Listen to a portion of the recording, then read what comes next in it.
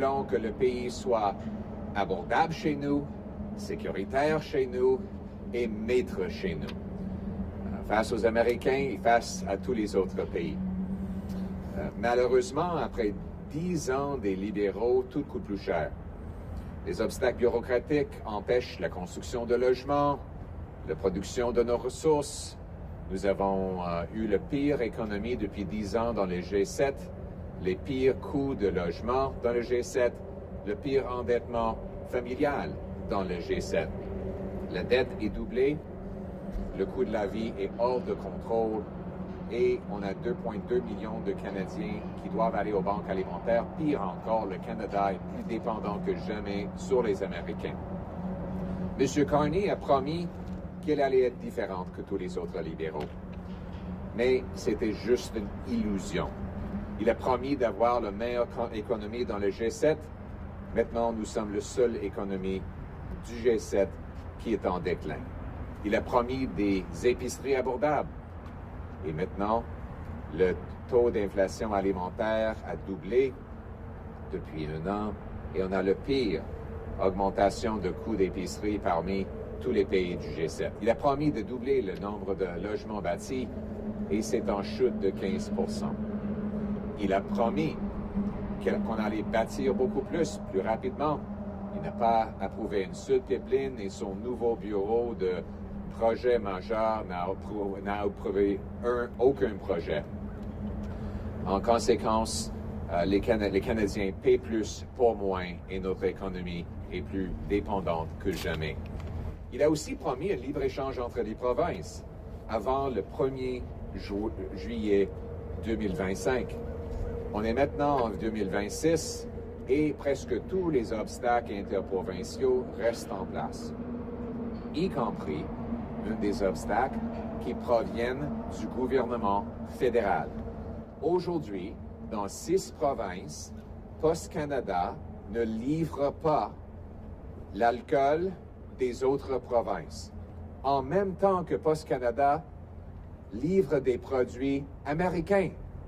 Imaginez, une société d'État du gouvernement canadien donne aux Canadiens des produits alcooliques américains, mais pas des produits alcooliques canadiens des autres provinces. Ça, c'est pas bon. Ça empêche la croissance de nos industries et surtout à Niagara, dans l'Okanagan et d'autres régions, des petites entreprises. Est-ce que c'est possible d'acheter ces produits aux sociétés d'État provinciales comme le LCBO en Ontario? Peut-être, mais ça prend des lobbyistes, des avocats, des agents de vente et les petites entreprises qui produisent le vin, le whisky, le bière n'ont pas les moyens pour se battre contre les grandes multinationales pour pouvoir vendre aux magasins des gouvernements. C'est pour ça que nous voulons permettre à chaque Canadien d'acheter des produits alcooliques par Post Canada pour pouvoir avoir le joie des boissons, des alcools qui proviennent de notre propre monde, pour créer des emplois, pour réduire le coût de la vie.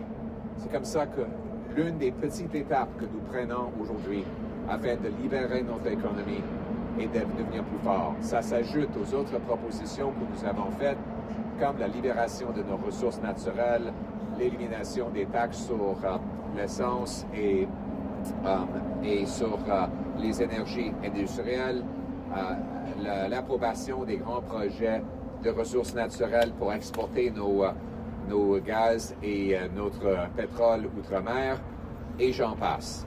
Tout cela pour rendre le Canada un pays qui est abordable chez nous, sécuritaire chez nous et maître chez nous. Merci beaucoup tout le monde.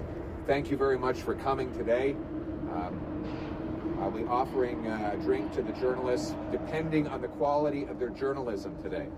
So the headlines will dictate whether you get any of this beautiful Canadian wine or gin. As for me, my staff has told me I'm not allowed to drink any of this until after question period. They're no fun at all. But what is fun is free trade between our Canadian provinces. Let me quote to you Section 121 of the British North American Act, our founding constitutional document. It says, all articles of growth, produce, manufacture of any one of the provinces shall, from and after the Union, be admitted free into each of the other provinces. Again, free into each of the other provinces. That was the dream of our founding fathers, a gigantic free enterprise economy where Canadian consumers could buy from Canadian businesses who hire Canadian workers. The free and voluntary exchange of work for wages, product for payment, and investment for interest was supposed to go across these borders between Quebec and Ontario, from east to west, north to south. Canadians were meant to have the freedom to trade across the land, because our founding fathers understood that if we were going to be able to defend our sovereignty against a growing American power, it would mean that we would have to do commerce with each other. But ironically, today, there are more barriers to trading between Canadian provinces than there are trading with the United States or other countries. The effective tariff rate on Canadian interprovincial trade is actually higher than the tariffs that exist between Canada and the United States of America.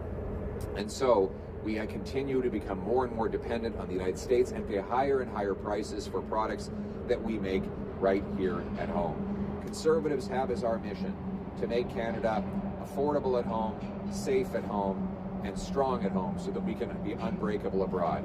After 11 years of Liberal government, we are the opposite of that. Canada is more dangerous, more expensive, and more dependent than ever before. The cost of housing is the worst in the G7. We have the highest household debt in the G7. And of course, we have 2.2 million more people, 2.2 million people lined up at food banks across this country because food prices are too high for our people. One of the reasons is because our governments block us from buying and selling freely. Now, Mark Carney promised that after 10 years of Liberals, he was going to be different, but it was all an illusion.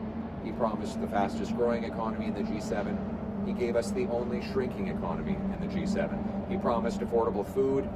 Food prices are rising twice as fast today as when he took office, and we have the worst food price inflation in the G7, proving it's not global factors. If it were, then we would not have the worst. Those other countries have food inflation, issues with global economy as well. He promised to double home building. His own housing agency says home building is dropping. He promised to build, baby, build. And yet, a year after Parliament granted him special powers to approve projects, he has not used those powers even once, not for one project. He has not approved a single new pipeline or removed a single Trudeau-era anti-development law. He's bringing in new fuel taxes, industrial carbon taxes, and higher prices at the pump that drive Canadian jobs out and Canadian prices up. And most of all, he promised free trade between the provinces by July of last year. Here we are in 2026, almost a year after the Canada Day promise came and went. And what do we have? More barriers, more blockages on interprovincial trade, including federal barriers. It is currently against the law for Canada Post to deliver Canadian alcohol to Canadian consumers in 6 of 10 provinces. That is a federal law that Mark Carney refuses so far to change. Ironically, Canada Post will deliver you American alcohol, but they won't deliver you Canadian alcohol in 6 of 10 provinces. It is possible that some of these liquors, wines, and beers can make it onto LCBO or other provincial liquor store shelves. However, it's very hard to do so, and it requires a small army of lobbyists, lawyers, consultants, sales representatives to fight with these provincial bureaucracies in order to do it. That means that the big multinationals get the shelf space, and the small upstarts who provide dynamic, new products at better prices with new flavors have a harder time breaking into the market. Let us open up the free market so that Canadian entrepreneurs can sell the best wines, spirits, and beers to other Canadians. Right, and that is why I'm very pleased to introduce Dan Elbis, who has been Canada's single biggest champion of free trade between free people in this free country of ours, whose mission is to make Canada affordable at home, safe at home, and strong at home, so that we can be unbreakable abroad. I think all of us would drink to that. Great. Well, good morning, everyone, and thank you, Pierre. Producers in my riding want the opportunity to be able to sell right across this great country. And right now, only 4 out of 10 provinces allow for that. BC, Saskatchewan, Manitoba, and Nova Scotia. Now, there's a great opportunity for these small producers. They often can't produce enough to be able to sell to a large liquor monopoly like the LCBO. But again, what they can't sell at their farm gate, they could leverage technology. We all know how easy it is to order something over using a smartphone, or even picking up the phone and calling someone. But you wouldn't believe how many people, when they go to places like Mission Hill or Lightning Rock Winery in Summerland, and ask to see if they could send some of the product home to their loved ones because they've fallen in love with a particular vintage. And you know what? It breaks the heart of people like Ron Kubek when he says, I'm sorry, I'm not allowed to ship to places like Ontario or Quebec. So Bill C-262 is the answer to this. I've been pushing to try and get rid of these trade barriers for a long time, gotten 4 provinces. But the difference between this piece of legislation that was tabled yesterday and previous iterations is that, number one, this would allow Canada Post and other designated trusted carriers to be able to send anywhere with national consistent application from one province to another, full stop. This means these small producers will get a chance to compete for your business. This means that your loved ones, when they go to an artisan distillery or a craft brewery or a small family winery, that they can send some of that wonderful product back home. And at a time where we say we should be focusing on things that we can control, well, Parliament, this is something that is under our control. The Canada Post Act is a federal piece of law, and we can get behind that. We also say that we need to be our own best customers. This is a valid way to do that. So Conservatives are bringing to the table solutions to our current issues. Again, as Pierre said, producers want to produce more, they want to hire more, they want to sell more, and obviously consumers want to see more than just what's on available at their local liquor monopoly store. So this is a real win-win for everyone, and we invite the government to steal this idea like they've done with many others, particularly your ideas, Pierre, on axing the carbon tax. And yes. Well, this is where we need to push them to follow through completely. So if you believe that we should have free trade of Canadian beer, wine, and spirits in this great country, then Bill C-262 is the solution. And I'm looking forward to trying to press the different ministers to support this great Canadian project.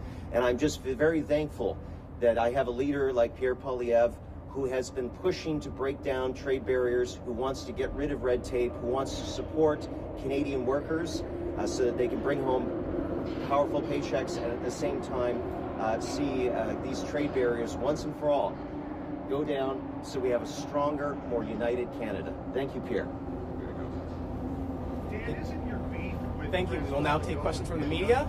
Please identify yourself and your outlet. Hi. Mike. Line update. Come on over.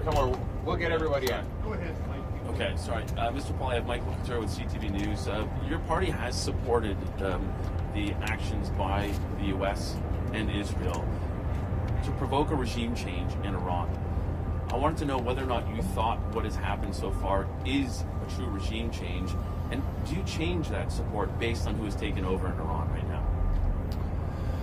So I supported the Prime Minister's original support of actions to strike the Iranian terrorist regime that has murdered at least dozens of Canadian citizens and continues to support terrorism in Canada. We want the Iranian people to secure a democracy where they are elected, where there's peace, and where terrorism is defeated. That will make all of us safer and more secure here in Canada and abroad. Thank you.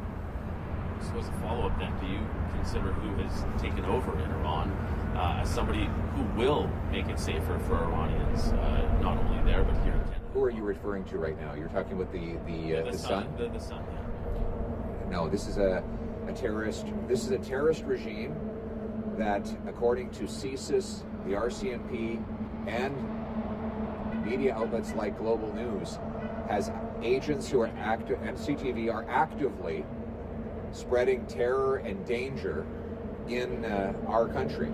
They have killed 55 of our citizens, 30 of our permanent residents. They have sponsored terror on the ground. They've intimidated our people. I personally have met with Canadians of Persian descent who say that they are being surveilled and intimidated by these officials. Their agents are present in our country because of failed liberal border policies. And so what we need to do is expel regime thugs from Canada, kick the terrorists out of our country to keep our people safe.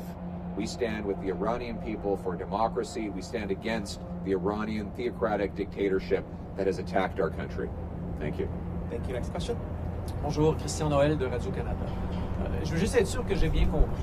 Comme un changement de régime en Iran ne semble plus être la raison principale des frappes israélo-américaines en Iran, est-ce que vous continuez de supporter à 100% ces frappes et est-ce que certaines règles internationales devraient être respectées? Les règles internationales qui empêchent l'Iran de s'ingérer dans nos politiques et d'attaquer les Canadiens. C'est un régime qui a tué 55 citoyens canadiens avec un missile, qui a frappé un avion passager civil. C'est un régime terroriste qui continue d'harceler les Canadiens et de provoquer des attaques terroristes sur le sol canadien. Toutes les actions de ce régime violent la loi internationale et c'est pour ça que j'ai appuyé les propos de M. Carney au début, qu'il fallait empêcher ce régime. Je suis toujours contre le terrorisme. Je remarque que vous n'avez pas nécessairement dit que vous appuyez maintenant à 100% les frappes qu'Israël et les États-Unis font contre l'Iran. Si vous voulez, dans ma prochaine question, prendre le temps pour répondre à cette question. Il faut empêcher les régimes terroristes et le régime qui continue de présenter une vraie menace aux Canadiens, une menace qui s'est manifestée à plusieurs reprises dans des meurtres des Canadiens. Et j'espère que le régime va tomber et que le peuple iranien prenne contrôle en instaurant une démocratie paisible dans ce pays. Merci beaucoup. Merci d'avoir terminé la première question maintenant. Oui. C'est la troisième question, mon cher ami. Vous avez interrompu ma deuxième question. Il y a une ligne d'attente. Je me permets de la terminer. Ma deuxième question était la suivante. Est-ce que vous appuieriez l'envoi de troupes canadiennes au Moyen-Orient ou en Iran pour jouer un rôle offensif? Il n'y a aucune proposition pour ça. Donc, je ne vais pas appuyer une proposition que je n'ai même pas vue. Donc, si M. Carney a reçu une telle proposition, il devrait partager ça avec les Canadiens. Évidemment, je ne vais jamais me prononcer en faveur d'envoyer des troupes sans une proposition, et j'ai rien vu. Can you say that in English? Sorry. Can you say that in English for me, the question you just asked? So we're not aware of any proposal to send Canadian troops, so we're not able to support a proposal we haven't seen. Thank you. Sir, what would a Liberal majority government mean for your leadership? Well, I can tell you what it would mean for Canadians. It would mean higher food prices, higher taxes, a ballooning deficit, which Mr. Carney has already doubled. It would mean that he could continue to block resource projects and give us the only shrinking economy in the G7. It would mean that we Canadians would pay more to get less, and that there would be more Liberal power with even less accountability. Thank you.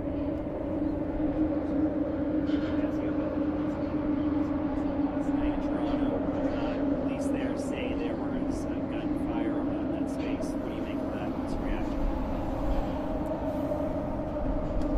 Thank you very much. Conservatives condemn unequivocally the gun attack on the American consulate. This is unacceptable. It is unacceptable to use political violence of any kind, and we're pleased that thus far there are no reports of anyone being injured, but I'm increasingly concerned with how dangerous Canada has become after 10 years of Liberal government.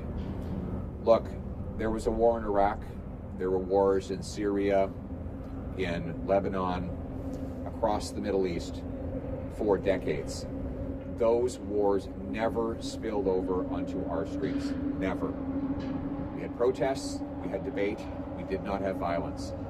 But 10 years of Liberal immigration, weak Liberal borders, catch and release Liberal crime policies, and divisive Liberal government has led to that violence spilling onto our streets.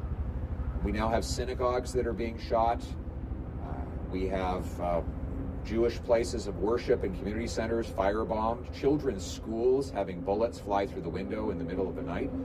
This is not the Canada that we knew and the Canada that we want. We want a country that is safe and secure, and we need the government to crack down on this political violence, to identify anyone visiting this country that is not a citizen or a permanent resident who's engaging in it, and immediately have them referred for charges, for criminal penalty, and ultimately deportation. And we need to bring security at our borders, so never again do we allow terrorists and terror agents like members of the IRGC to bring their hatred and their violence to our streets. Les conservateurs condamnent sans équivoque, les conservateurs condamnent la violence faite au consulat américain. C'est inacceptable. La violence politique n'est pas permise ici au Canada. Je m'inquiète que la violence politique devienne de plus en plus normale au Canada. Il y a toujours eu des guerres en Moyen-Orient, mais ces guerres ne causaient pas de violence sur la terre canadienne avant les 10 dernières années des libéraux. Mais à cause d'une politique libérale sur l'immigration, la loi et l'ordre et la malgestion de nos agents sécuritaires, maintenant on voit des attaques terroristes contre les synagogues, des organismes juifs et maintenant le consulat américain. C'est inacceptable. Il faut qu'on serre la vis contre les terroristes, qu'on fait porte des accusations criminelles pour les mettre en prison.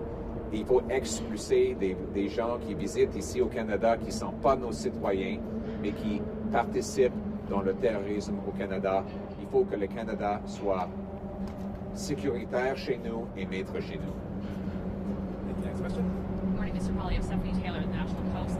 Countries including Canada are looking at what Australia has done in terms of banning social media for children of a certain age. I want to know your position. Do you think Canadian youth should be able to have access to social media in this country? Thank you for your question. We're taking a careful look at it right now as a father whose kids are just getting to that age where they are starting to have more and more online access. I worry about the content that they will interact with. We're working hard to limit screen time and to counter the addictive powers of online content that we see even with our little 4-year-old. So it's something that our caucus is carefully studying right now, and as we get the proper information, we'll be taking the right position. I'm sorry we don't have a direct answer right now, but we're trying to study to get the right answer. We have time for one final question. We can take them all now. You can take all the questions, I think, right? Sorry, I can't hear you. Could you take 2 more questions? Sure. Great. The Musqueam Rights Recognition Agreement, I think some of your MPs, including maybe Mr. Alvos, have been pretty outspoken against this. I'm trying to understand your position on this because the government and the First Nation have both said that this is a rights recognition agreement that doesn't have anything to do with private property. So what's the issue? So the Conservatives believe in private property rights. We are determined to protect property of legitimate Canadians who bought their homes under good faith and expected that their homes would be secure. And we think the Liberals failed to make the proper arguments before the court several years ago when the federal Attorney General decided to remove arguments that specifically defended the importance of fee simple property above all other claims. And in making that decision, they didn't defend property owners, and now a lot of British Columbians are concerned that their title might be in jeopardy. And it's up to the government now to show that they are taking every step to ensure private property is protected, that people's homes will always be theirs, and not only that their homes will be theirs, but they will be able to sell and buy homes into the future without any risk to the title of legitimate owners. Thank you. CBC and SLC have signed an agreement with Amazon Prime to be broadcasting Newsnet and RTE. I'm curious if you think that fits within the public broadcaster's mandate and what your thoughts are. I haven't had a chance to study that, so I don't have a response right now. Thank you so much. That's all the time we have for questions. Let David last come question. in. Come on, David. Thank you very much for taking our questions on this, Scott. And I do have a question about today's announcement, and I wouldn't mind hearing from Dan as well. Sure. It sounds like it's a great idea to have the federal government take the lead on this Canada Post regulation, but really, let me put it to you, your beef is with Doug Ford and Francois Legault and other premiers who are preventing their monopolies from accepting BC wine. Can you give me your thoughts about that? I'll just quickly say this. It was Mark Carney who said he was going to give us pan-Canadian free trade. He didn't put an asterisk next to that and claim that he wouldn't be able to do anything because the provinces would get in his way. He said he would be a strong national leader that would bring truly free trade. His promise was to have one national economy, not 13. That was all an illusion. We have very little progress on interprovincial free trade in practice, despite the many meaningless MOUs that he has signed and announcements that he has made. In this case, the obstacle is not the provinces. It's right in the Canada Post law. And Mr. Carney has had an entire year to change that law. He has not done it. It is not, there is no premier stopping Canada Post from delivering this alcohol. It is the federal law under this federal Liberal government. We propose to change that law to move towards free trade, free markets for free people in a free country. I would just point out that this is a long-standing issue. I remember Kathleen Wynne and Doug Ford having the same position despite efforts of producers right across the country. And really, if you look at it, in 2012 we made a minor change with C311 that allowed for wine. And in 2014, the Harper government amended their budget implementation act to include beer and wine, but it was an optional program. So we saw 4 out of 10. Now, if this was in baseball, batting 400 is pretty good. But for Canadian unity, for our economy, and for us to come together, I'm batting for 1,000. So this particular change in C262, it's important to my riding, it's important to my residents, but it's also important to this country and to our collective prosperity. So this is where the federal law did exist and should exist to give a national application that we're all in this together. Free the beer. Juste en français, c'est M. Carney qui avait promis d'avoir un libre-échange entre les provinces, d'avoir une économie au lieu de 13. Il n'a pas livré, c'était une illusion. Dans ce cas d'alcool, ce n'est pas les premiers ministres provinciaux qui sont l'obstacle, c'est la loi fédérale. Une loi fédérale qui s'applique à l'Agence fédérale Post-Canada. Donc, après un an, M. Carney n'a pas livré, nous livrons avec un projet de loi qui permettrait aux Canadiens d'avoir, de commander de l'alcool des autres provinces et de le recevoir sans frais pour leurs usages, pour supporter les emplois et des petites et moyennes entreprises. C'est comme ça que nous agissons pour devenir plus abordables chez nous et maîtres chez nous. Merci beaucoup. Thank you. This All right. concludes today's press conference. Just a quick follow-up On that subject? It's on your the trade announcements you made last week. Okay. So, so in this, I just don't think we've had a chance to ask you about one of the key policy proposals you made in the Bay Street speech in Europe was to establish the strategic critical mineral reserve. And the two conditions: it's available for our allies under our lock and key, but only for allies that are not tariffing or putting tariffs on our economy. So I'll connect that dot and say that you are advocating to cut off the United States from Canadian energy and critical minerals unless they get rid of tariffs. And if so, would you advise that would be something that the Carney government should do now ahead of CUSMA negotiations? So to clarify, I'm not proposing to cut the sale of existing energy and minerals as it is done today. Rather, what I'm proposing is to create a strategic energy and mineral reserve, a stockpile, that would allow us to accumulate the 10 NATO-defined defense minerals, plus hopefully hundreds of millions of barrels of oil. And that we would sign agreements with allies around the world that in the event that there's a crisis or a shared conflict, that they would be able to access our reserves at market prices on the condition that we have free trade and tariff-free access to their markets.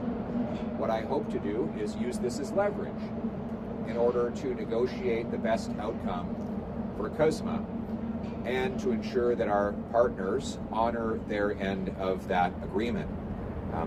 What we know, if we want to get a good deal with our friends in the United States of America, is we have to build up leverage to do it. One leverage point is that we have the energy and the minerals that they need. So let's use that leverage. Let's tell them that they can get what they want if we get what we want, which is tariff-free sale of our aluminum, steel, autos, lumber, and construction projects. That will be a way of making us stronger at home and unbreakable abroad. Thank you very much. Thanks for coming, everyone. Thank you for the extra time. Thank you. Thank you.